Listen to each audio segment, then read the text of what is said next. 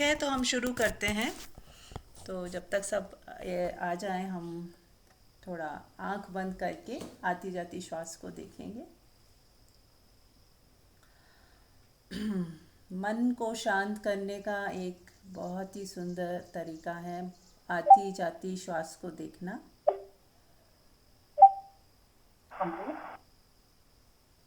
Hello. Mute कर लीजिए, mute कर लीजिए। तो आती जाती जब हम श्वास को देखते हैं, दिन में कभी भी आपको जब टेंशन महसूस हो रही हो या कहीं मन इधर उधर भाग रहा हो, तो मन को शांत करने का एक तरीका है कि आती जाती श्वास को देखना। आप म्यूट कर लीजिए, आप अभी जो जुड़े हैं।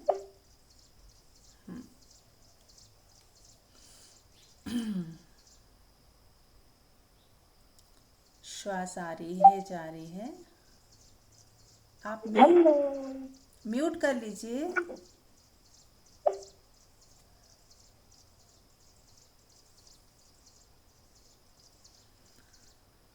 2 मिनट वेट करते हैं सबका, और तब तक हम सब आंख बंद करके अपनी आती जाती श्वास को देखेंगे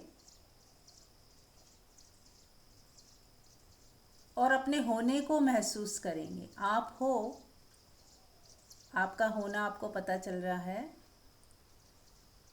उसको महसूस करेंगे।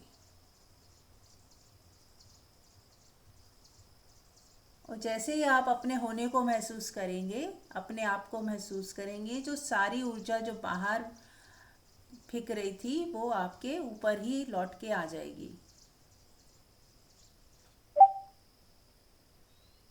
और आप ज़्यादा शांत महसूस करोगे।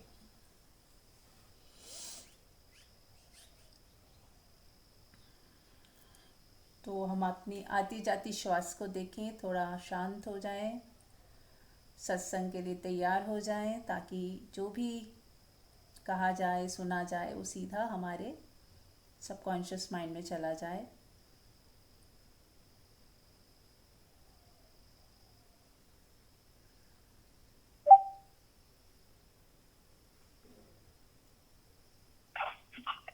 म्यूट कर हेलो। लीजिए। हाँ जी विमला हाँ जी। जी। प्रणाम स्वामी। प्रणाम माँ जी। प्रणाम। हाँ जी, म्यूट कर लीजिए। जी। तो शामिल होंगे, शुरू में हम थोड़ा ध्यान कर लेते हैं ताकि और लोग भी आ जाएं। और अब हमारा फोकस यही रहेगा कि ध्यान ही करना है हमें ज़्यादा से ज़्यादा।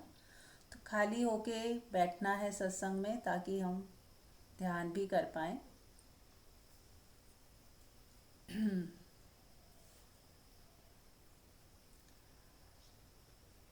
1 घंटा अपने लिए ज़रूर निकाल लें जिसमें कि आप बिल्कुल फ्री होके बैठ सकते हो, तो बहुत अच्छा है।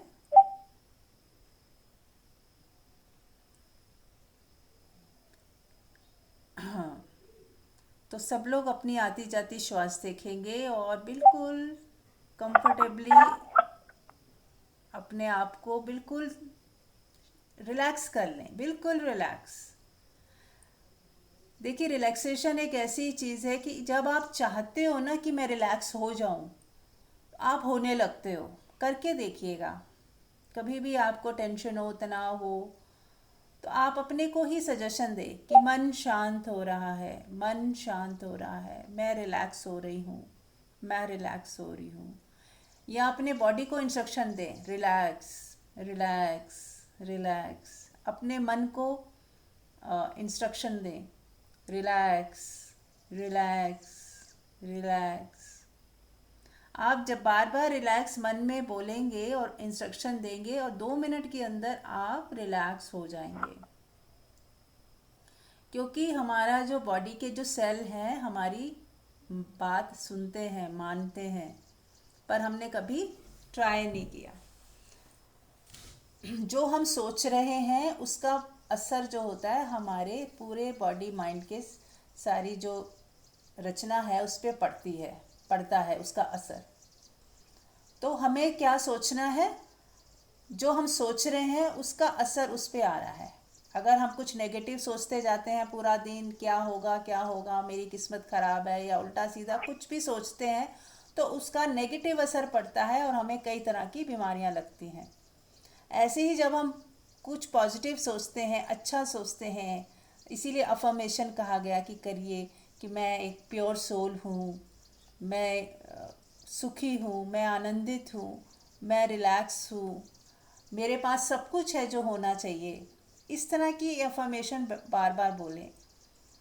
फिर परमात्मा मेरे साथ है, हर घड़ी वो मेरे पल पल मेरे साथ है, मुझे वो गाइड कर रहा है, जो मुझे चाहिए होता है मुझे पहले से ही मेरे पास होता है। इस तरह की जब अफर्मेशन हम बार बार मन में दोहराते हैं तो उससे क्या होता है, हमारे पूरा बॉडी और माइंड को एक मैसेज जाता है और उस मैसेज की वजह से हमारा जो है सतोगुण बढ़ने लगता है। और जितना सतोगुण बढ़ेगा, दैविक गुण बढ़ेंगे, उतना ही हम शांत रहेंगे, खुश रहेंगे और हमारी लाइफ जो है बहुत बढ़िया जाएगी। और एक सुखी इंसान ही दूसरे को सुख दे सकता है। और हम सभी चाहते हैं कि हम सबको, हमारी वजह से लोग सुखी हों, हमारे आसपास का एनवायरनमेंट अच्छा हो। तो उसके लिए हमें क्या करना है, हमें सुखी होना है। पहला कर्तव्य हमारा हमारे प्रति है कि मैं यदि खुश हो जाऊं, मैं सुखी हो जाऊं, मैं ही रिलैक्स हो जाऊं, तो ही शायद मेरी वजह से सामने वाला भी रिलैक्स हो पाएगा और सुखी हो पाएगा। तो पहला काम हमें अपने ही ऊपर करना है, राइट। तो एनी क्वेश्चन, किसी का कोई क्वेश्चन हो तो हम वहाँ से शुरू कर सकते हैं। कुछ पूछना है या शेयर करना है आप लोगों में से कोई भी?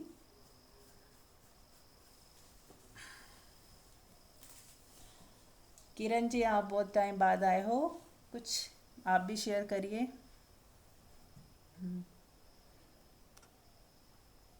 दीदी प्रणाम, सभी को प्रणाम। प्रणाम। सुन रहे, हाँ, बस सुन रहे थे, आपके विचार बहुत सुंदर है। आप अपने भी कुछ शेयर कर सकते हो, anything you want to share. दीदी काम कर रहे थे, हमने सोचा चलो सत्संग चल रहा है तो सुन लेते हैं थोड़ी देर। अच्छा, ठीक है, ओके, म्यूट कर लीजिए। हाँ जी, और किसी को कुछ पूछना है? Any question? सुप्रिया। प्रणाम मीरा जी। आम, आम, जी मीरा जी, वैसे तो ऐसे नहीं है पर हम बात कर सकते हैं हाँ। कि मोस्टली हमें समझ आ रहा है और हम उसको अपनी लाइफ में होता हुआ देख रहे हैं। जो भी हमारे आसपास हो रहा है वो घटित हो रहा है और हम उसको देख रहे हैं। पर फिर भी ऐसी कई बार वो वाला भाव आ जाता है कि अब आपने डिसाइड करना है, तो आप बताओ, आप रेड यूज करोगे या ग्रीन यूज करोगे? तो वो ऑफकोर्स वो हो जाता है, फाइनली हो तो जाता ही है कुछ ना कुछ सिलेक्शन। बट वो कुछ पलों के लिए आता है, जैसे एज इफ आपने चॉइस करी कि आपको रेड कलर से ही करना है काम। तो वो चीज अभी मुझे थोड़ी सी लगती है, जिसमें मैं वापस सुप्रिया में आ जाती हूँ। अगर आप इस पर थोड़ा एक्सप्लेन करें। मतलब आप पूछना चाह रहे हो कि ये जो मैं डिसीजन ले रही हूँ तो मेरा कर्ता भाव आ जाता है, ऐसा पूछ रहे हो? एब्सोल्युटली। तो मुझे ऐसा लगता है कि ओके, मैं फिर से सुप्रिया बन के डिसाइड कर रही हूँ। नहीं नहीं, वो तो और आपको, हाँ। ये भी, मतलब ये चीज दिमाग में क्लियर है कि ईश्वर ही प्लान कर रहा है कि आपने रेड पेन से ही काम करना था। लेकिन तो मैं सुप्रिया बनी भी होती हूँ, मुझे ऐसा फील हो रहा है। ओके, कोई बात नहीं। अगर आपको इतना पता भी चला कि मैं सुप्रिया बन के कर चूज़ कर रही हूँ, लेकिन उस पल की वही रिक्वायरमेंट है। आपको उस पल कोई निर्णय यदि लेना है और उस वक्त आपको जो ठीक लग रहा है, आपको जो ठीक लग रहा है, आप वो निर्णय लीजिए। और ये भी साथ में समझिए कि ये उस इसमें भी परमात्मा की रजा है, उसने ही मेरे से ये चूज़ करवाया, ऐसा आप सोच सकते हो। लेकिन हमें हर पल कुछ ना कुछ निर्णय लेने होते हैं ज़िंदगी में। तो हम ऐसे एकदम बिना निर्णय के नहीं जीवन चल सकता। जब तक हम संसार में हैं, फैमिली में हैं, कुछ कर रहे हैं, कुछ जिम्मेदारियां हैं, तो कुछ ना कुछ निर्णय हमें लेने पड़ते हैं। तो वो आप चाहे आप अपनी आई के साथ, जो आपकी पर्सनैलिटी वाली सुप्रिया है वही लेती है, लेकिन वो लेना ज़रूरी है उस वक्त। तो इट्स ओके, क्योंकि लाइफ ऐसे ही चलने वाली है। लेकिन हाँ, उसके जो कॉन्सिक्वेंस होंगे वो आपके हाथ में नहीं है। जो भी कॉन्सिक्वेंस हो, फिर सबको स्वीकार करते हुए चलना है कि ठीक है, उससे भी सीखना है, उससे भी फिर अगर कुछ गलत है तो फिर वापस कुछ और डिसीजन हम लेंगे। लेकिन जो ले लिया डिसीजन, अब उसके जो भी कॉन्सिक्वेंस आएंगे उसको भी फेस करना है फिर, है ना, स्वीकार भाव में। और हर वक्त ये तो मानना ही है कि प्रकृति ही करवा रही है, चाहे वो हमारे थ्रू डिसीजन आ रहे हैं या सामने वाले के थ्रू आ रहे हैं, तो भी प्रकृति ही जिम्मेदार है। वो एक बहाव, एक फ्लो में डिसीजन लिए जा रहे हैं, हो रहा है, सब कुछ हो रहा है, और उस हो रहे में मेरा डिसीजन लेना भी हो रहा है, आप ऐसा सोच सकते हो। लेकिन हम ये नहीं कर रहे हैं कि हाँ डिसीजन लेना ही नहीं है, ऐसा भी नहीं। या तो हम बहुत हाई लेवल उसमें चले जाएं कि संसार एकदम छूट ही गया है, घर बार छूट गया है, तो मैं डिसीजन ना भी लूँ तो चलेगा। पर यदि अभी आप संसार को भी एक्टिव पार्टिसिपेट कर रहे हो, तो फिर डिसीजंस तो लेने ही पड़ेंगे, राइट। हाँ, डिसीजन ऐसे जी, हो, एग्जैक्ट। हाँ डिसीजन ऐसे हो कि मेरे हित में हो, सबके हित में हो। हम किसी का बुरा करने के लिए या नीचा दिखाने के लिए या किसी को डोमिनेट करने के लिए ऐसे डिसीजन ना हो। बस इतना ही हमें ध्यान रखना है कि जो भी हम हमारा डिसीजन हो सबके हित में हो, हमारी इंटेंशन तो कम से कम ऐसी हो, फिर किसी का हित ना हो पाए लेने के बाद भी, तो इट्स ओके। लेकिन डिसीजन लेते समय हमें ये हो कि मैं सबकी मंगल कामना से भरी हुई ही डिसीजन ले रही हूँ, किसी के लिए अहित नहीं सोच रही, किसी का भी, है ना। इतना ही बस हम ध्यान रख सकते हैं। इसमें कुछ मैं भी ऐड करूंगी हाँ श्योर मंजू। कि अगर हम परमात्मा से जुड़े हैं, हम्म।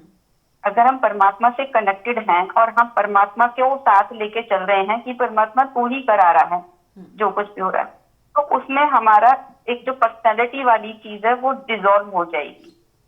कि हमने लिया डिसीजन, हमें लगेगा जरूर कि ये डिसीजन मेरा लिया हुआ है, लेकिन हम उसका श्रेय परमात्मा को ही दे दें कि परमात्मा तूने ही ये मेरे माध्यम से डिसीजन लिया है, मुझे भले ही ऐसा फील हो रहा हो। तो अगर जितना हम परमात्मा के ऊपर छोड़ेंगे, परमात्मा से कनेक्टेड होंगे, तो एक विजडम आएगी हमारे अंदर, और जो विजडम से डिसीजन आएंगे उनके कॉन्सिक्वेंसेस भी हमें लगता है एक फेवरेबल ही आएंगे हमारे। और उसमें हमें अगर ऐसा लग रहा है कि हमारे फेवरेबल नहीं है, ये फेवर में नहीं आया डिसीजन, तो फिर उसमें हम ये सोचें कि परमात्मा की मर्जी है, इसमें भी कुछ हमारे लिए लर्निंग है, ये मेरे फेवर में तो है ही है, हर कीमत को मेरे फेवर में। और एक और चीज मैं बोलूंगी कि सुई होती है ना, सुई जो, वो बड़ी आसानी से खो जाती है, लेकिन अगर उसमें हम धागा डाल दें तो वो सुई खोती नहीं है, पाने में इजी रहती है। ऐसे ही हम अगर परमात्मा से कनेक्टेड है तो हम संसार में लॉस्ट नहीं होंगे, बेहोशी में नहीं जाएंगे। सुई जैसे धागे के साथ होती, इजीली मिल जाती है, ऐसे ही अगर हम थोड़ा इधर उधर हो भी गए तो परमात्मा से अगर हम कनेक्टेड हैं तो तुरंत हम अपने में आ जाएंगे, स्वयं में लौट आएंगे।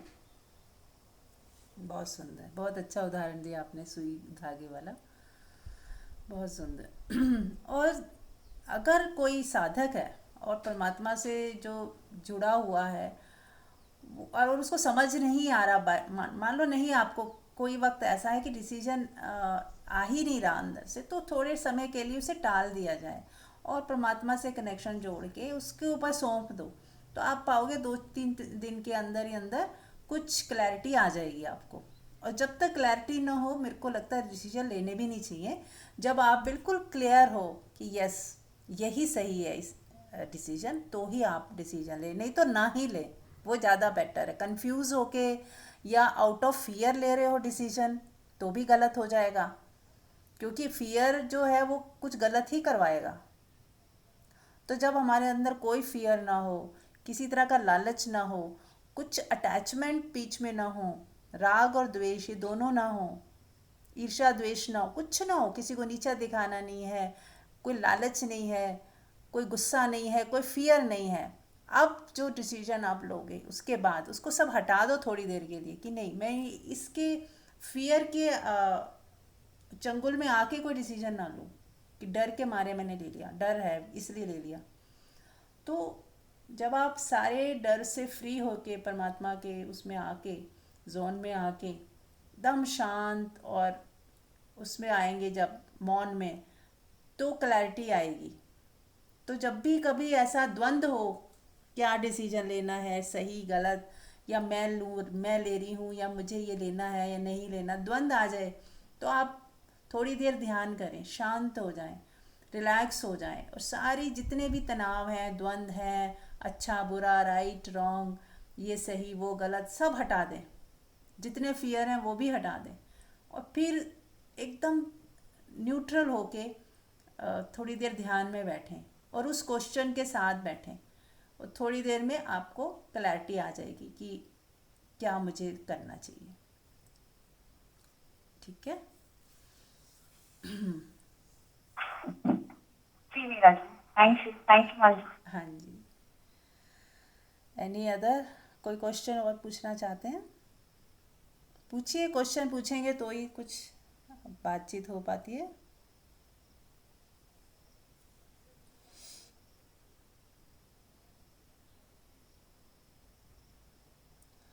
और एक, मैं ही बोलती हूँ। हाँ हाँ बोलो। हाँ, मेडिटेशन करने से हमारा माइंड साइलेंट होता है, और जब माइंड साइलेंट होता है तो हमारे भीतर एक ज्ञान है जो सब कुछ जानता है, जिसे हम आत्मा शब्द बोलते ही हैं। और उसे आत्मा कोई जाने ना जाने, आत्मा शब्द ना बोले तो भी एक हमारे अंदर भीतर एक गुरु बैठा हुआ है। तो वो जो भी डिसीजन लेता है, वो जो भी एक्शन लेता है, वो राइट एक्शन ही होता है। और जब तक हम मन बुद्धि से ले रहे हैं तो वो फिर उसमें हमारे अंदर कैलकुलेशन चलती रहती है, क्योंकि बुद्धि का काम है कैलकुलेशन लगाना। तो जितना जितना हम सत्संग से जुड़ते हैं, जितना हम परमात्मा से कनेक्ट होते हैं, स्वयं से जुड़ते हैं, स्वयं में होते हैं, अपने होने में रहने लगते हैं, तो अपने आप ही हमारे डिसीजन राइट ही होते हैं, वो राइट एक्शन ही निकलते हैं वहां से, जो भी निकलते हैं। क्योंकि जो गुरु है, वो गुरु तत्व सबके भीतर है। लेकिन अब हम क्या है कि लोग क्या करते हैं, यूजुअली अपने आने वाले टाइम के जो डिसीजन लेने हैं, किसी किसी से पूछते हैं। उन्हें ऐसे लगता है कि दूसरा व्यक्ति बताएगा, लेकिन दूसरा व्यक्ति जो बता रहा है उसका खुद अभी माइंड साइलेंट नहीं है, वो भी अपने ऐसे तुक्के फेल रहा है। और हम लोगों के उनका डिसीजन मान लेते हैं कि इन्होंने बोला था, और फिर बाद में हमें उस चीज के लिए पछताना भी पड़ सकता है और ठीक भी हो सकता है, दोनों ही चीजें। तो मेरा तो यही मानना है कि किसी से भी अपना कोई भी डिसीजन है ना लें, या उसमें खुद को ना क्रेडिट दें। दोनों ही चीजों से मुक्त हो जाएं, किसी से भी हम पूछे भी ना, और खुद जो डिसीजन ले रहे हैं उसमें खुद को क्रेडिट भी ना दें। क्योंकि स्वयं जो हमारे भीतर प्रकाश है, गुरु है, ज्ञान है, वो ही जो सब कुछ है, वो उसका जो डिसीजन होता है या जो भी कुछ हम एक्शन लेंगे, वहीं से ही जो निकल के आते हैं वो बहुत ही अच्छे एक्शंस होते हैं। उनमें हमारे को लेने से पहले भी ना कोई चिंता होती है, और आने के बाद भी कोई हमें रिग्रेट नहीं होता। तो ये मेडिटेशन से और सत्संग से, दोनों चीजों से ही पॉसिबल है। जैसे दो विंग्स होते हैं ना पक्षी के उड़ने के लिए, तो ऐसे ही ये मेडिटेशन है, सत्संग है, इनसे हमारे को राइट विजडम मिलती है। That's it. यस, बहुत सुंदर। और कुछ कोई बोलेगा? आप लोग भी शेयर कीजिए, क्या आप लोग समझते हैं डिसीजन कैसे लेने चाहिए?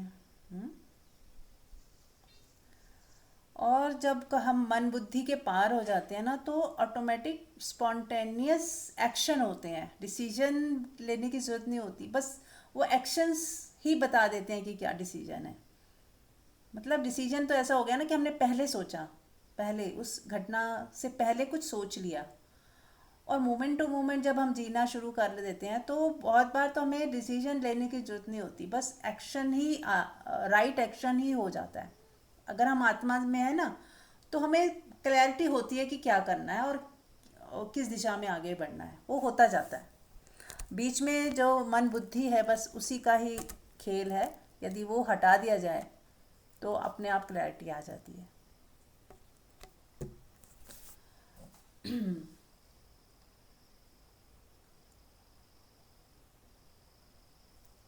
तो चल, कोई कुछ पूछना चाहता है तो, नहीं तो हम फिर ध्यान करते हैं।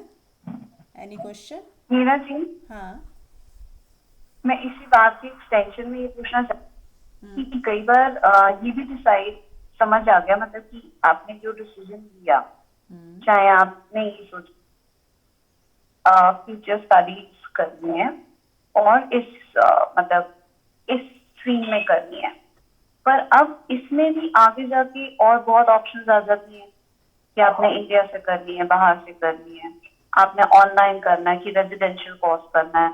तो मतलब ऐसे ऐसे अगर हम अटकते हैं फिर से, और मतलब बार बार ऐसा लगता है कि डिसीजन लेना पड़ रहा है और उस डिसीजन से बहुत ज्यादा चेंजेस आ जाएंगे आपकी लाइफ में, तो फिर आप अपने आप को पीछे कैसे करो? मतलब मैं समझ रही हूँ कि मेडिटेट करके आप थोड़ा सा क्लियर होते हो, बट एकदम वो जो जैसे एकदम क्लियरली ये नहीं लगता कि ओके दिस इज इट। अगर इतनी क्लैरिटी ना आए कि दिस इज इट, तो कैसे? एक ये, और इसी क्वेश्चन का दूसरा पार्ट कि कई बार आपको ये मोटा मोटा समझ आ गया कि आपने साइंस पढ़नी है, पर अब साइंस में आगे कौन से पर्टिकुलर सब्जेक्ट में, साइंस के अंदर जो डिविजन है जैसे, उसमें कौन से पर्टिकुलर सब्जेक्ट में आपको एक्सेल करना है अगर आप तीनों में इक्वली गुड हो, और फिर वो कहाँ से करना है? मतलब ऐसे जब हम एक्सटेंशन पे एक्सटेंशन पर्टिकुलरली एजुकेशन के डिपार्टमेंट में सोचते हैं, तो वो इतनी क्लैरिटी कैसे आएगी? देखो, उसके लिए तो आपको ना, मतलब जो जो उस फील्ड के टीचर हैं बेस्ट, उनसे ही आपको सलाह लेनी पड़ेगी। क्योंकि सत्संग में हम ये नहीं बता पा सकते ना, वो तो आपको जैसे जैसे आगे चीज़ें चैलेंजेस आ रहे हैं, आपको उससे रिलेटेड जो गुरु हैं, मास्टर्स हैं, जो वो चीज़ जानते हैं कि आगे कैसे इस एक्सट्रीम किस में जाना है, कौन सा सब्जेक्ट लेना है, या उसको ऑनलाइन करना है या बाहर, जो जिसका फील्ड है ना, वो आपको गाइडेंस देगा। है ना? जैसे सत्संग में हम कैसे शांत रहें, कैसे सुकून में रहें, कैसे अपने साथ रहें, कैसे परमात्मा से जुड़ें, हम इस चीज़ की जानकारियाँ दे रहे हैं। और ऐसे एजुकेशन वाला ही कोई आपको, कोई टीचर होगा, वही बता पाएगा।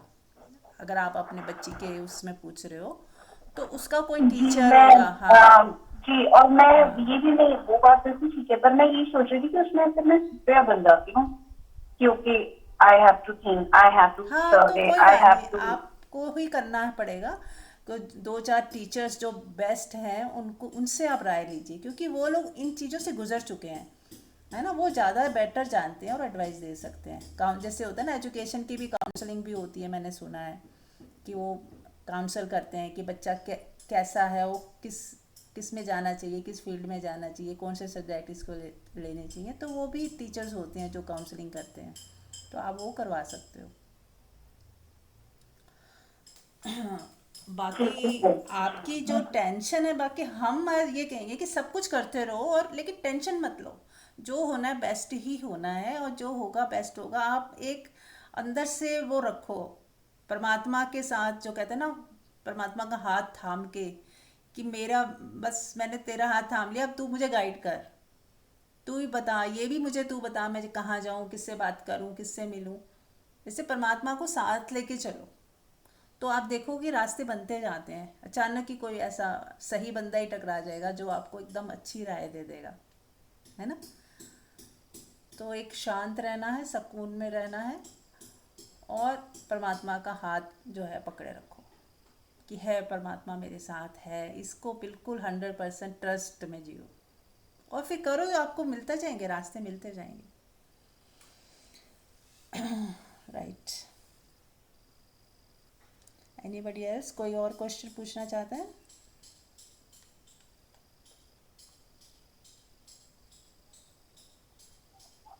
जैसे हम जागृत अवस्था में भक्ति में लीन रहते हैं, वैसे सपना अवस्था में हम कैसे उसमें लीन रहे? क्योंकि जागृत अवस्था का कुछ और वेश होता है और सपन अवस्था का कुछ और होता है। थोड़ा सा इसके ऊपर प्रकाश डालना बहन। नहीं, देखो, मैं तो जितना समझ पाई हूँ कि जब आप नींद में चले जाते हो तो आप कुछ नहीं कर सकते। अगर आप कुछ कर पा ही रहे हो तो फिर आप नींद में ही नहीं हो। नींद में तो एक तरह से आप डिसअपियर हो जाते हो, तो है ना।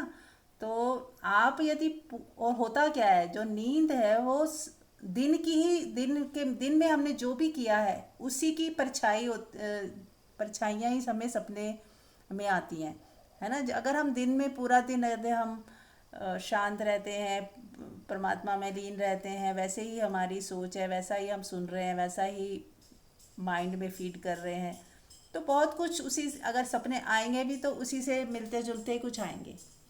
तो सपनों पे हमारा अधिकार नहीं है कि हम उसे रोक पाएँ या देख पाएँ, और यदि कुछ होना होगा तो वो आपको करना तो है दिन में ही। दिन में आपका जो दिन है वो कैसा जा रहा है, होशपूर्वक जा रहा है, तो आप धीरे धीरे उसमें भी होशपूर्वक हो जाएंगे। अगर उसमें आप, अगर होश की साधना नहीं आपकी भक्ति की है, तो आप बस उस प्रेम भक्ति में आप समर्पण करके सो जाओ। फिर आप सोचो मत कि ऐसा होना चाहिए, ऐसा नहीं होना चाहिए। आप जिनने जब समर्पण ही कर दिया तो अब जैसा हो वो हो, आपको सोचना ही नहीं है फिर।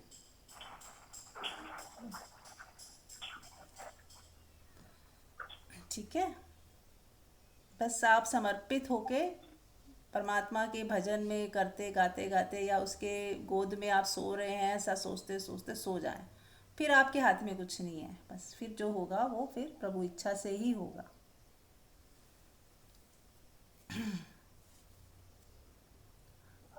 जी बहुत धन्यवाद। जी, चलिए तो हम लोग ध्यान करते हैं शुरू। अगर किसी का कोई क्वेश्चन है तो बताइए, नहीं तो शुरू करते हैं।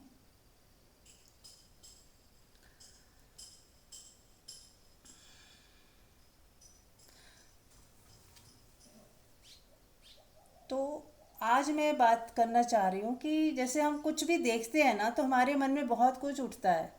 हम किसी को भी देखते हैं, हमारे माइंड की एक आदत है जजमेंट करने की, जज करने की। वो कुछ भी जज करने लगता है, कुछ भी सोचने लगता है, और कुछ भी शब्द बनाने लगता है। तो जितना हम शब्द बना रहे हैं, सोच रहे हैं, वो सारा हमारे अंदर रिकॉर्डिंग हो रही है उसकी। तो जो साधक को मेन प्राइम काम ये करना चाहिए कि वो इस जो ये शब्द बना रहा है और उसकी रिकॉर्डिंग हो रही है, इससे हमें बचना है। हम जो जैसा है उसे बस वैसा ही देखें, उसकी उसके देख के जो शब्द बनाते हैं अंदर हम, बिना कारण ही कुछ ना कुछ हम एक कमेंट्री देते रहते हैं, कमेंट्स बनाते रहते हैं अंदर।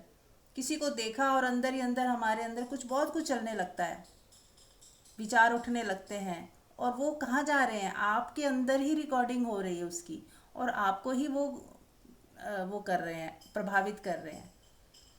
तो क्यों नहीं हम कुछ भी देखें, किसी को भी देखें, कोई दृश्य भी हो, जैसा भी हो, हम उसको कुछ भी लेबल ना दें, जज ना करें, कमेंट्री ना बोलें।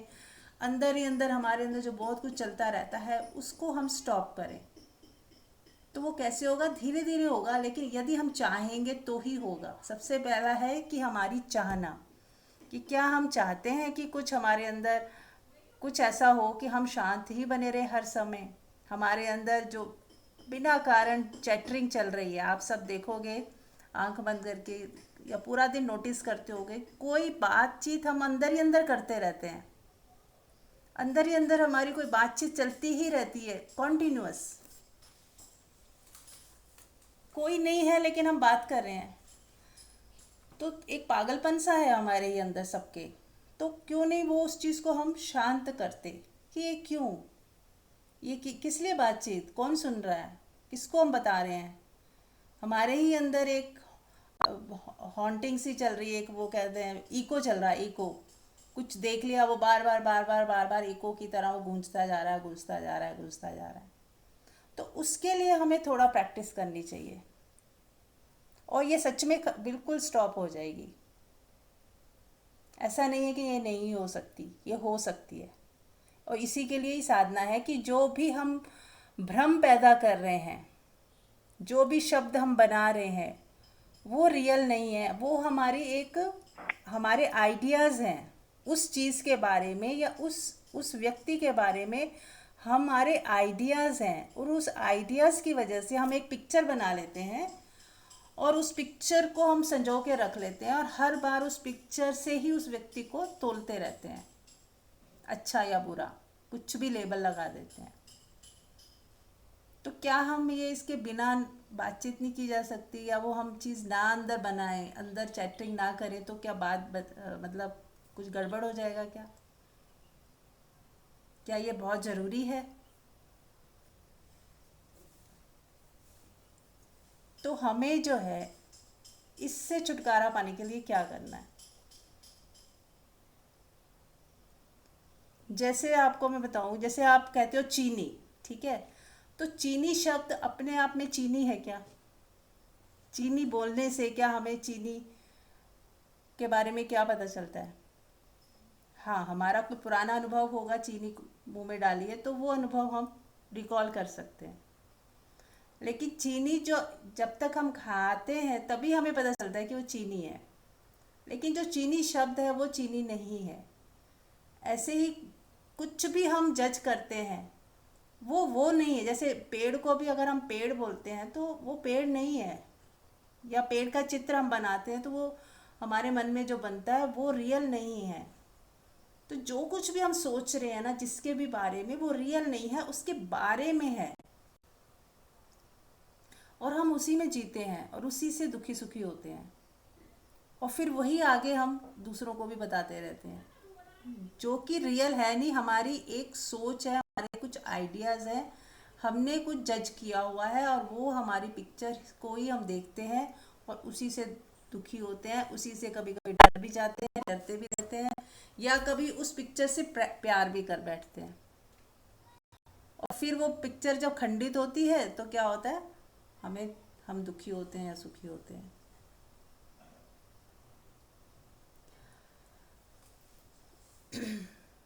तो सबसे ज़रूरी क्या है, कैसे हम इस चीज़ से बाहर आएं? तो ये जो हमारी सोच है, इसको कंट्रोल करने के लिए कुछ साधनाएं हैं। जैसे पूरा दिन यदि हम कोशिश करें कम से कम शब्दों का इस्तेमाल करें, सोच लें कि आज लैंग्वेज को यूज़ ही नहीं करना, क्योंकि कुछ भी शब्द बनाएंगे तो कोई लैंग्वेज तो चाहिए हमें। किसी को देखा तो एकदम से लैंग्वेज आ जाएगी और हम शब्दों में सोचने लगते हैं कि ये वो है, ये है, ये ऐसा है, ये वैसा है। कितना एक्स्ट्रा बोलते हैं, कितना एक्स्ट्रा सोचते हैं। उसे थोड़ा सा अपने पे ही कंट्रोल करना है। उस कैसे कि जैसे मैं कुछ जानती ही नहीं, मैं हूं ही नहीं, आप गायब ही हो जाए वहां से, ही ना देखें, जानते हुए भी न जाने, अपने अंदर स्टोरेज ना करें। जो कमेंट्स दे देते हैं, जजमेंट करते रहते हैं, जो कुछ मन में चलता रहता है, किसी को देख के, कोई सिचुएशन को देख के, या किसी की बात सुनकर, जो भी हमारे अंदर चलता है, यदि वो ना चले, बस सुन ली बात, बस आपको उससे प्रभावित नहीं होना है। कुछ देख लिया बस, लेकिन आपने कुछ भी अपने अंदर सेव नहीं किया, अपने अंदर फीड नहीं किया। देखा, बस देखा और वो गुजर गया, फिर अगला अगला सीन आ गया, फिर वो भी गुजर गया, आपने उसको भी रिकॉर्डिंग नहीं की अपने अंदर। तो जो रिकॉर्डिंग हम करते जा रहे हैं ना अपने अंदर, बोल बोल के, सोच सोच के, वही रिकॉर्डिंग हो रही है, और उसी से ही आपके कार्मिक अकाउंट बन रहे हैं, और उसी से ही आपके जो है रिलेशंस में अच्छा बुरा जो भी हो रहा है घट रहा है, या हम दुखी सुखी हो रहे हैं। यदि हम कुछ भी रिकॉर्डिंग ना करें, बस जो जैसा था वो घटना उस पल में थी, वो आपने देखी, आप गुजर गए, बिना कुछ सोचे, बिना कुछ रिकॉर्ड किए, कुछ जजमेंट नहीं करी, और फिर अगला सीन आ गया, फिर अगला सीन को आपने ऐसे ही देखा, और आपने कोई रिकॉर्डिंग नहीं की, कोई जजमेंट नहीं की, कुछ अच्छा बुरा नहीं किया, बस गुजर गए, उसको एंजॉय किया, उसको जिया, उस पल को अच्छे से जी लिया और छोड़ दिया और गुजर गए। फिर अगला पल आया, उसको भी आपने अच्छे से जी लिया और छोड़ दिया और चले गए, गुजर गए उस पल से। ऐसे ही बस गुजरते गए और भूलते गए। जो चीज़ बीत गई वो बात गई, वो क्षण बीत गया है ना, अब नेक्स्ट पल आ गया।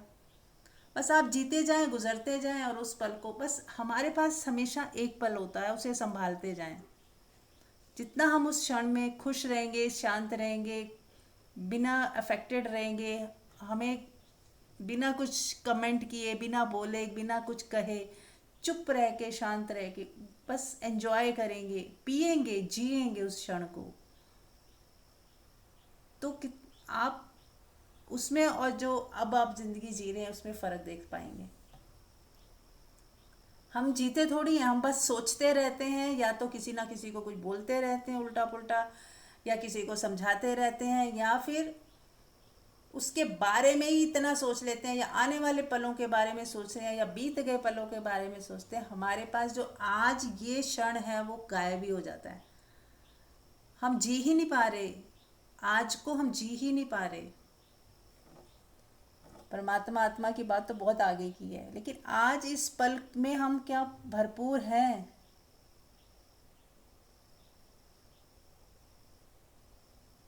क्या हमें उसे पकड़ना है, कि हर पल को पकड़ना है क्या? अब यहाँ पे पहले भी उदाहरण दिया था, फिर दे देती हूँ कि एक हमारा मन का जो स्वभाव होता है वो है पकड़ने का। जैसे कैमरा होता है ना, कैमरा, स्टिल कैमरा, वो फोटोज लेता है, क्लिक करता है और फोटो उसमें आ जाती है। और एक ऐसे ही हमारा मन का स्वभाव है, वो हर चीज़ को पकड़ता है, जो अच्छी लगी उसको बार बार दोहराने के लिए वो पकड़ता है कि फिर से करेंगे, फिर से करेंगे, फिर से यही सीन दोबारा आना चाहिए, ऐसा उसका मन करता है। और लेकिन जो आईना है, एक दूसरा उदाहरण है आईने का। आईना के आगे आप खड़े हो जाओ, कुछ भी करते रहो, फिर जैसे आप हट जाते हो तो आईना पूरा का पूरा खाली होता है, हो जाता है, वो कुछ भी पकड़ता नहीं है। ऐसे ही हमें, हमारी आत्मा का जो स्वभाव है वो है आईने की तरह। कुछ भी उसके सामने आ जाए, यदि आप आत्मा में जी रहे हो या जीना चाहते हो, तो ऐसे हो जाए कि जैसे आप आईना हो। जो भी घटनाएं चल रही हैं आपको आईने में, आप एक आईना हो और उसमें झलक रही हैं, पर आप उससे अप्रभावित ही हो। जैसे आईने में कोई भी पिक्चर आए, लेकिन आईना तो आईना ही है। लग रहा है कि आईने के भीतर है वो पिक्चर, लेकिन वो है नहीं, वो एक परछाई है हमारी। ऐसे जो भी चल रहा है आसपास, वो आपके लिए एक परछाई की तरह आपके भीतर जाएगा, लेकिन आप उसको पकड़ोगे नहीं, कुछ बोलोगे नहीं, कुछ सोचोगे नहीं, कुछ जजमेंट नहीं पास करोगे, बस गुजर जाओगे, उसको जी लोगे, उसको जियोगे और छोड़ते जाओगे, पकड़ोगे नहीं, कुछ बदलना भी नहीं चाहोगे जब तक बहुत ज़रूरी ना हो। अति आवश्यक हो तो ही कुछ करोगे, नहीं तो आप बस गुजर जाओगे। तो ऐसे ही आपको धीरे धीरे दर्पण की तरह होते जाएं। कोई व्यक्ति भी आया है तो बस दर्पण में वो झलका और चला गया तो चला गया, बात गए। ये नहीं कि वो जाने के बाद आप सोचते जा रहे हो उस व्यक्ति के बारे में, उसके बारे में कई कई चीज़ें दिमाग में एक पिक्चर बनाते जा रहे हो, कभी नेगेटिव पिक्चर, कभी पॉजिटिव पिक्चर। तो कोई पिक्चर मत बनाए, कुछ एक्सपेक्ट मत करें। बहुत बार हमारी बुद्धि क्या होती है, एक्सपेक्टेशंस में जीती है कि मुझे इससे मिलेगा क्या, इस व्यक्ति से फ़ायदा क्या हो रहा है। तो फ़ायदे और नुकसान की भाषा को साइड में रख दें। बस वो दिखा, वो आया, उसने बात की, वो चला गया, बात ख़त्म हो गई। ना हमें फ़ायदा देखना है, ना नुकसान देखना, बस गुज़र जाना है। पकड़ना भी नहीं है और रिजेक्शन में भी नहीं आना कि इससे कोई फ़ायदा नहीं है तो उसे रिजेक्ट कर दो। ना रिजेक्शन में जाए, ना ही पोजेशन में जाए।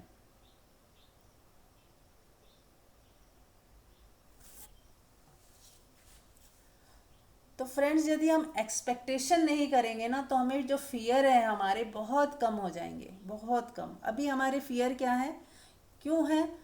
क्योंकि एक्सपेक्टेशंस हैं, बहुत बहुत एक्सपेक्टेशन रखी हुई हैं लोगों से, अपने रिश्तेदारों से, अपने बच्चों से, अपने पेरेंट्स से, बहुत सबसे हम बहुत एक्सपेक्ट करके चलते हैं। और फिर डरते हैं कि ये अगर एक्सपेक्टेशन पूरी ना हुई तो कुछ गड़बड़ हो गया, तो फिर हम डरते रहते हैं, फिर उसे संभालते रहते हैं कि बस वो हमारी एक्सपेक्टेशन पूरी होनी चाहिए। और फिर वो जब नहीं होती तो फिर हम दुखी हो जाते हैं। तो जीवन जीने का एक, कहते हैं ना, भरपूर तरीका यही है कि बिना एक्सपेक्टेशन के जिए।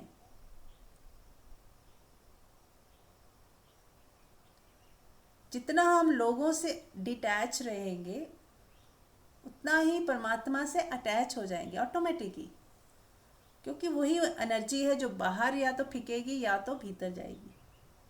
अगर बाहर नहीं फेंक रही है तो ऑटोमेटिक ही वो एनर्जी आपकी आपके ही भीतर ठहरी रहेगी, रुकी रहेगी, शांत बनी रहेगी और आप अपने आप को भरा पूरा महसूस करोगे।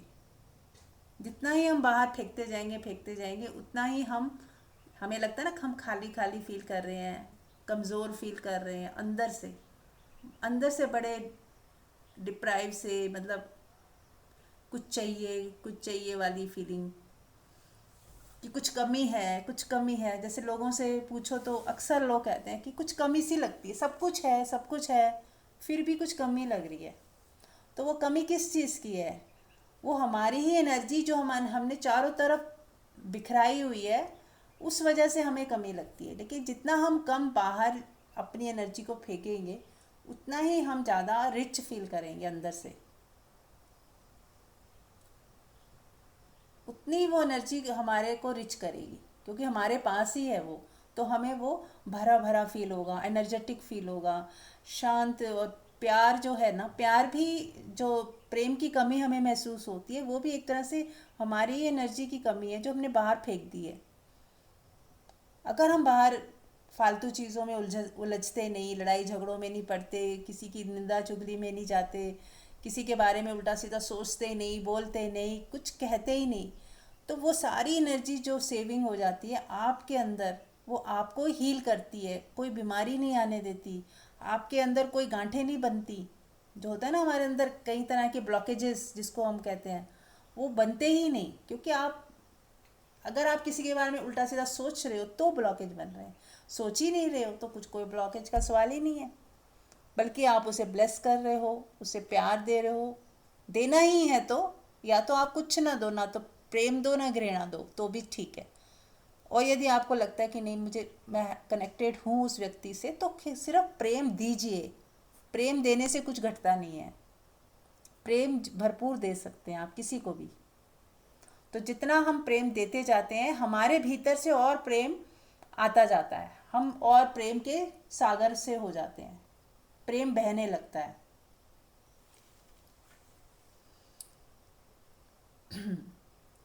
तो एक तो हो गया कि हमें ये अपनी जो भाषा है इससे थोड़ा सा ऐसा हो जाए कि ज़रूरी जब बोलना है तो भाषा का इस्तेमाल करें, नहीं तो ये लैंग्वेज से दूर हो जाए। आपको लैंग्वेज में सोचना ही नहीं है, लैंग्वेज में कुछ जज करना ही नहीं है। ऐसे मतलब ये प्रैक्टिस के उसमें जहाँ ज़रूरी है वो तो आएगा ही, लेकिन जितना हो सके ऐसे कभी ध्यान में भी बैठ जाएं। चलिए अभी हम बैठते हैं, सब लोग आंख बंद कर लें, ध्यान का समय भी हो गया है। तो आप लोग आंख बंद करके ऐसे बैठ जाओ कि आपको कोई लैंग्वेज नहीं आती, देखिए कैसा लगता है।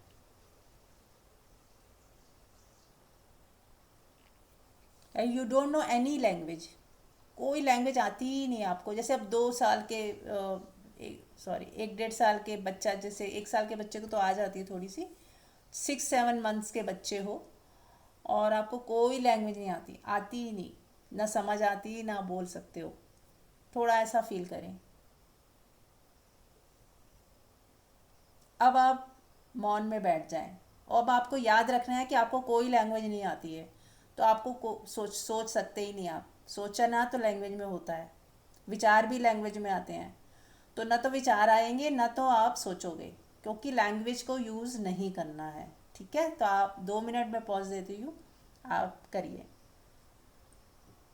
बैठे रहेंगे चुपचाप, बस बी नथिंग, आप हो ही नहीं, ऐसे बैठ जाएं बिना लैंग्वेज के।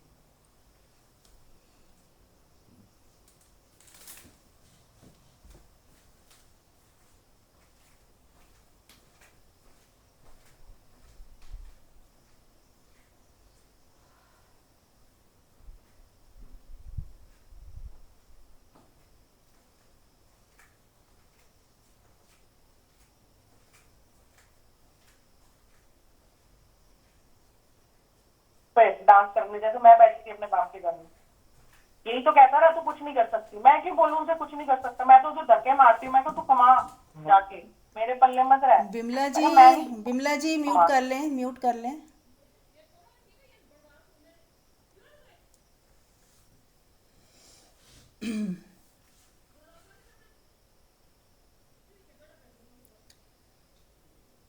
बिना लैंग्वेज के हो जाए थोड़ी देर, बिल्कुल शांत मौन।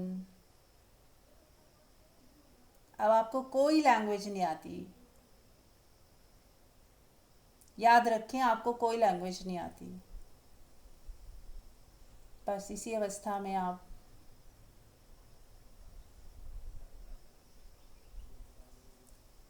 और कोई आवाज़ें कानों में पड़ जाएं तो सोचो मुझे समझ भी नहीं आती, मुझे मैं जानती ही नहीं ये लैंग्वेज। कान भी बंद, गूंगे बहरे हो गए आप। ठीक है, थोड़ी देर के लिए हो जाए, कोई बात नहीं।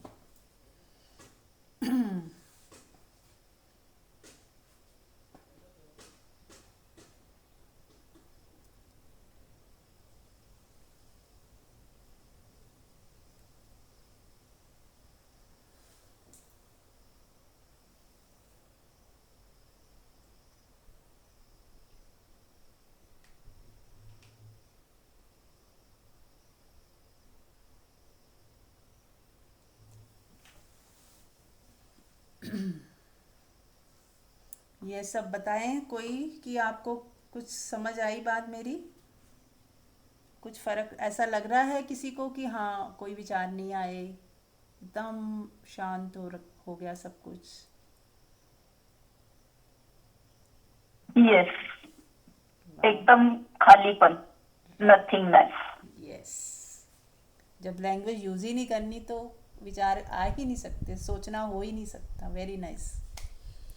तो ये एक बहुत ही बढ़िया है मंत्र, अगर कोई कर पाए, इसको याद रख पाओ और पूरा दिन याद रखिए। कोई बातें करे ना, जैसे कोई कहते हैं ना अपमान कर दिया किसी ने, कोई गाली दे रहा आपको, आपको लैंग्वेज ही नहीं आती, बात ही खत्म, आपको पता ही नहीं वो क्या बोल रहा है। ऐसा सोचे कि मैं नहीं जानती ये क्या बोल रहा है, उसके अर्थ आप अपने अंदर लेके ही मत जाओ।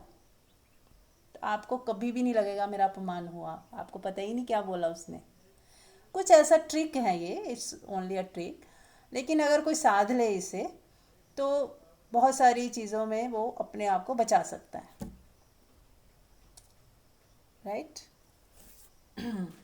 और कोई?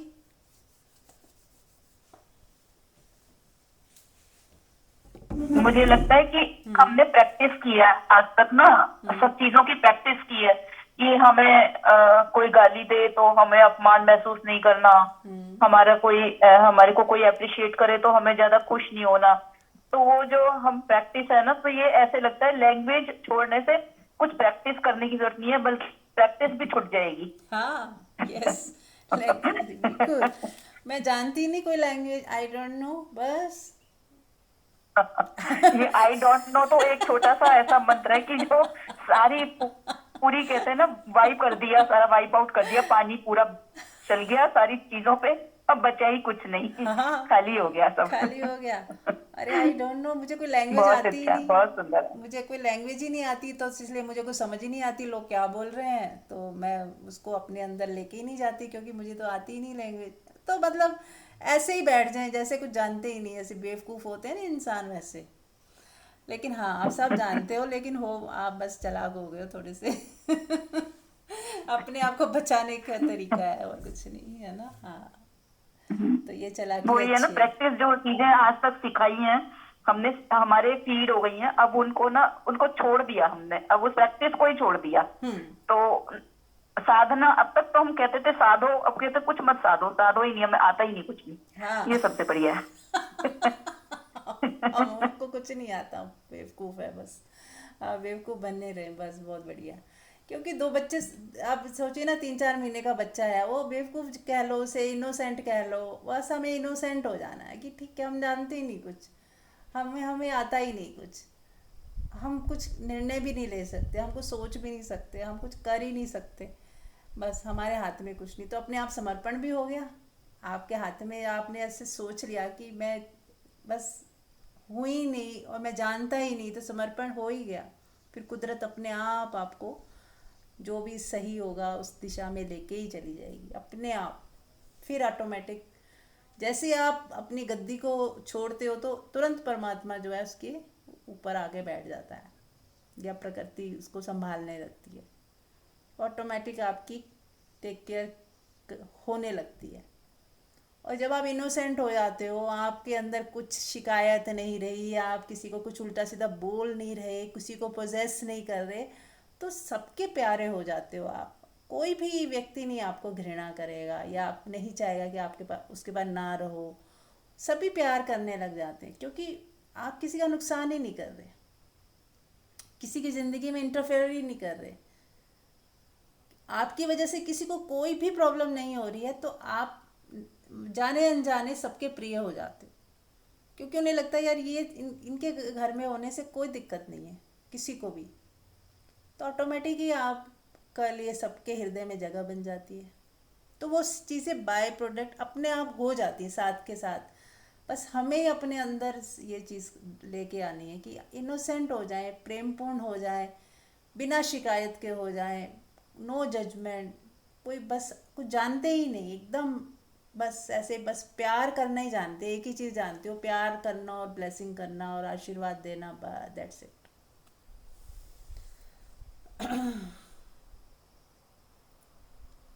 चलिए, एनी कल क्वेश्चन? मैं एक चीज सुन रही थी ओशो के प्रवचन से, तो मुझे वो बड़ी प्यारी लगी। कहते हैं कि वो ओशो कह रहे थे कि हमें तो कोई गाली देता है और तो हमारे अंदर उसके प्रति गुस्सा, क्रोध आता है, निंदा आती है। और एक जीसस है, उन्हें गाली तो छोड़ो, सूली दे दी और सूली मिल रही है, तो वो ये कह रहे हैं कि भगवान इनको माफ करना, इन्हें नहीं पता ये क्या कर रहे हैं। तो मेरे अंदर ये भाव आ रहा था कि मैं उस स्टेज पे कब पहुंचूं।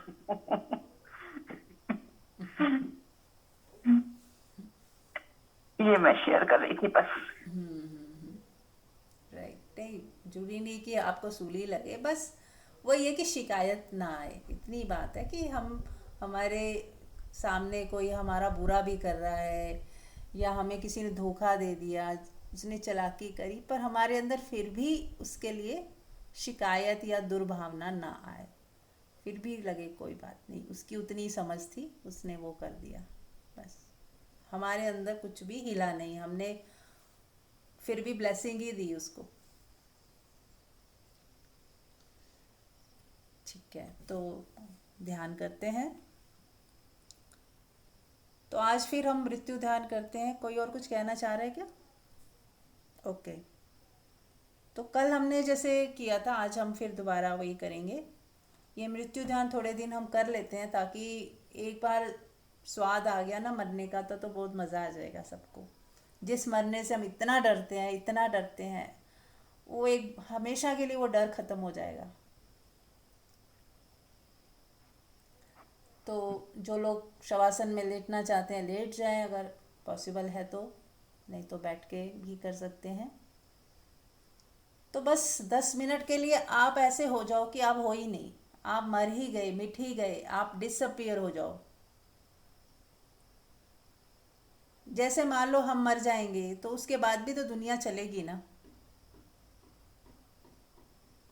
तो क्यों नहीं अभी भी हम ऐसे हो जाएं कि मैं हूँ ही नहीं, दुनिया को चलने दीजिए जैसी चल रही है, अच्छी बुरी, और आप हो ही नहीं, आप मरने के बाद भी दुनिया चलेगी। ऐसे अभी हम ऐसा सोच लें कि हम मर ही गए हैं और दुनिया अपने आप चल रही है, तो बाहर की दुनिया से आप फ्री हो जाओगे कि अरे ये गलत चल रहा है, इसको मैंने ये इसका कुछ हो गया, ये इसका बुरा हो जाएगा, ऐसा ना हो जाए, वैसा ना हो जाए। तो हम समझाते रहते हैं, किसी किसी को अपनी राय देते रहते हैं और डरे रहते हैं, कोई सुनता भी नहीं हमारी, लेकिन हम चिंता, डर, फिक्र उसी में लगे रहते हैं।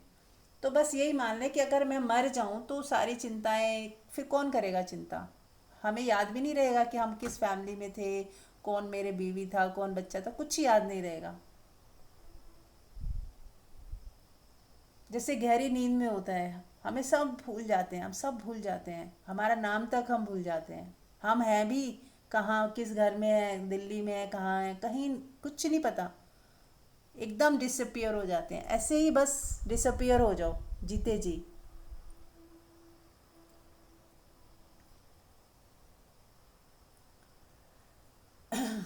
और एक और उसके नेक्स्ट हम प्रयोग कर सकते हैं कि जैसे आपकी अग्नि, जैसे आपकी अर्थी होती है, उसको हम लकड़ियों पे लगाते हैं और आग लगा देते हैं, वैसे ही हमें इमेजिन करना है कि हम मर चुके हैं, हमारा पार्थिव शरीर पड़ा हुआ है, और अपने शरीर को मरा हुआ देखें, पड़ा हुआ देखें कि ये डेड बॉडी पड़ी है आपकी।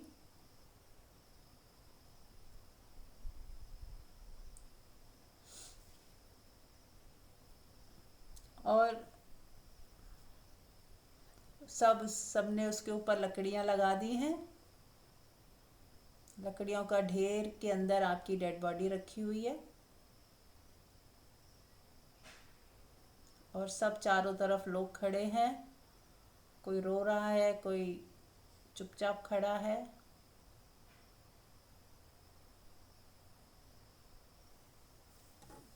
और अब आपके किसी रिश्तेदार ने आपको अग्नि दे दी है, लकड़ियां धू धू करके जलने लग गई, और आपका शरीर भी उसमें जल के खाक हो रहा है। देखें,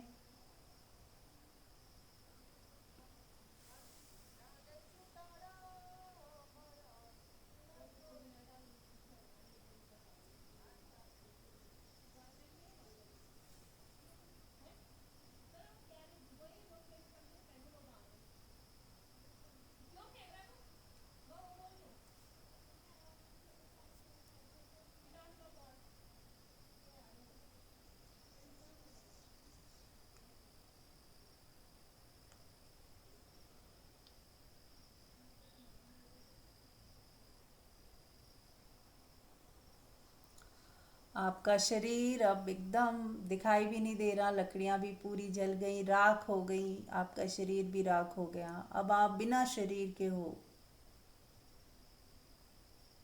देखें, शरीर जब मिट गया तो क्या बचा शेष?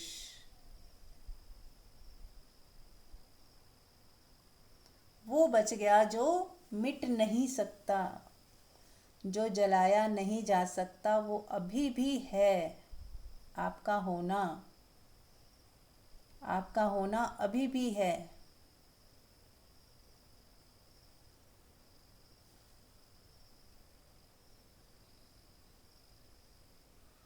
आपका होना मैंने एक आभास, आपका होना भी एक आभास मात्र ही है। आप हो नहीं, लेकिन फिर भी हो। आप नहीं भी हो और हो भी एक साथ। मिट भी गए और कुछ कुछ था जो नहीं मिटा। महसूस करें।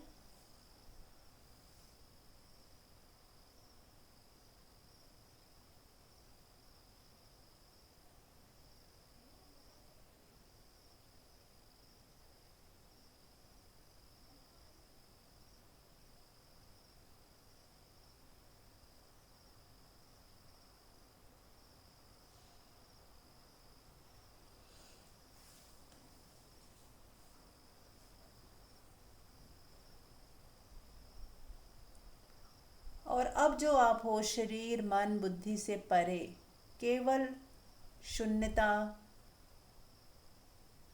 आपका बस एक आभास, निराकार रूप, कुछ भी कह लो। ये नाम लैंग्वेज में हमने ही दिए हैं, तो नामों को हटा दें, कोई लैंग्वेज यूज़ ही मत करें। बस जो भी शेष बचा है वो अमिट है, वो नहीं मिट सकता। जो जलाया जा सकता था जल गया। अब जो शेष है उसको कोई भी नाम मत दीजिए, बस जो है सो है, उसी में रहिए।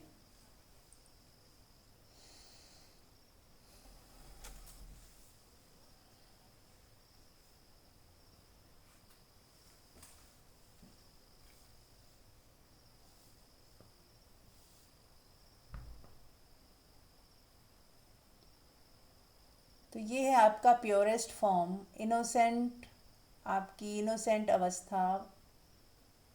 ये भी लैंग्वेज है, इसको भी या नाम ना ही दें, बस समझाने के लिए बोल रही हूँ कि एक आपने सूत्र सीखा कि बिना लैंग्वेज के होना, उसको आप अभ्यास कर सकते हैं। और एक मृत्यु ध्यान, इस मृत्यु की याद हमेशा पूरा दिन रखें कि मैं तो मर ही गया हूँ। अब आप आँख खोलेंगे, काम करेंगे, लेकिन भीतर से मर गए, भीतर से आप हो ही नहीं अब।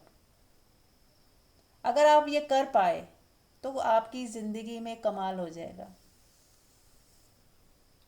करके देखें कि सच में यदि आप मर गए भीतर से, वो जो आपकी आई है, जो पर्सनैलिटी वाली आई कि मैं ये हूँ, मैं वो हूँ, सब खत्म। अब आप शून्यता में आ जाओ, आप हो ही नहीं, आप मिट गए, समाप्त हो गए।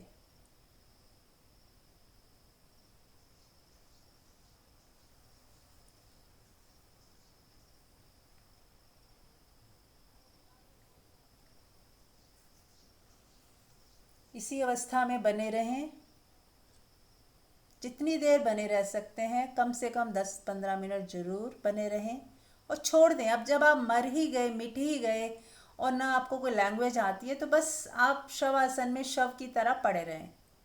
और जो भी है शेष, वो उसको भी नाम ना दें, बस उसी में उसको एहसास करते रहें, उसका एहसास करते रहें। Thank you so much. कल मिलते हैं। Thank you.